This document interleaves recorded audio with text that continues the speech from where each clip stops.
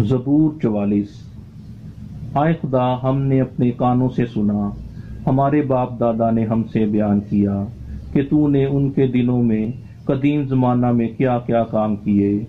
تو نے قوموں کو اپنے ہاتھ سے نکال دیا اور ان کو بسایا۔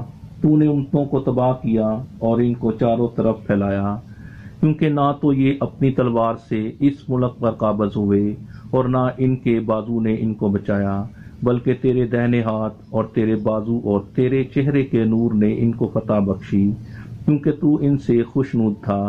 آئے خدا، تو میرا بادشاہ ہے، یعقوب کے حق میں نجات کا حکم صادر فرما۔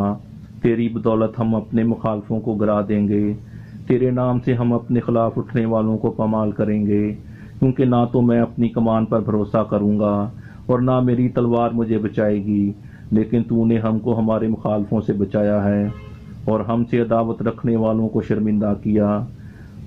ہم دن بھر خداوند پر فخر کرتے رہے ہیں اور ہمیشہ ہم تیرے ہی نام کا شکریہ ادا کرتے رہیں گے، لیکن تو نے تو اب ہم کو ترک کر دیا اور ہم کو رسوا کیا اور ہمارے لشکروں کے ساتھ نہیں جاتا۔ تو ہم کو مخالف کے آگے پسپا کرتا ہے اور ہم سے عداوت رکھنے والے لوٹ مار کرتے ہیں۔ تو نے ہم کو ذبح ہونے والی بھیڑوں کی مانند کر دیا اور قوموں کے درمیان ہم کو پراگندہ کیا۔ تو اپنے لوگوں کو مفت بیچ ڈالتا ہے اور ان کی قیمت سے تیری دولت نہیں بڑھتی۔ تو ہم کو ہمارے پڑوسیوں کی ملامت کا نشانہ اور ہمارے آس پاس کے لوگوں کے تمسخر اور مذاق کا باعث بناتا ہے۔ تو ہم کو قوموں کے درمیان ضرب اور مثل اور امتوں میں سر ہلانے کا باعث ٹھہراتا ہے۔ میری رسوائی دن بھر میرے سامنے رہتی ہے اور میرے منہ پر شرمندگی چھا گئی۔ ملامت کرنے والوں اور کفر بکنے والوں کی باتوں کے سبب سے اور مخالف اور انتقام لینے والوں کے باعث یہ سب کچھ ہم پر بیتا، تو بھی ہم تجھ کو نہیں بھولے، نہ تیرے عہد سے بے وفائی کی، نہ ہمارے دل برگشتہ ہوئے، نہ ہمارے قدم تیری راہ سے مڑے۔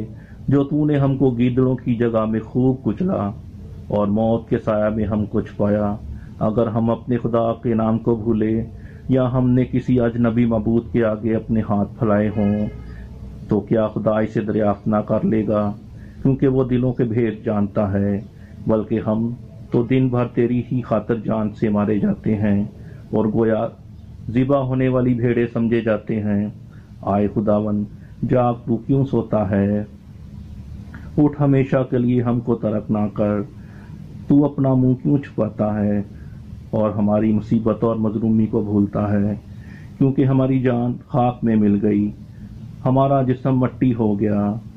ہماری مدد کے لیے اٹھ اور اپنی شفقت کی خاطر ہمارا فدیہ دے۔